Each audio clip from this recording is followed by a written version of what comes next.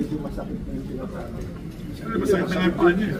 Masakit din ang sinasabi mo. Ba't pinabanggit mo yung nung time show? Hindi pa rin na sinabi. Palasan mo. Alam mo, hindi ko na lang pinatulan dahil huwag ganun. Ang totoo nun, mas marami natulungan na nung time show eh. Ako sir, sa totoo lang 6 sir, years eh, kesa sa atin dito eh. yung pinupost nila doon na ginagawa ka na tuta ni Martin, sakit sa akin yun sir. Hindi, if you go down, everybody goes down. The institution goes down. Si Martin ang tuta ako, maniwala. Kaya nga. Pinapakita ng ginawa kang tuta ni Martin. Masakit sa amin yun. Kahit na minority kami. Membro kami ng Senado. Kung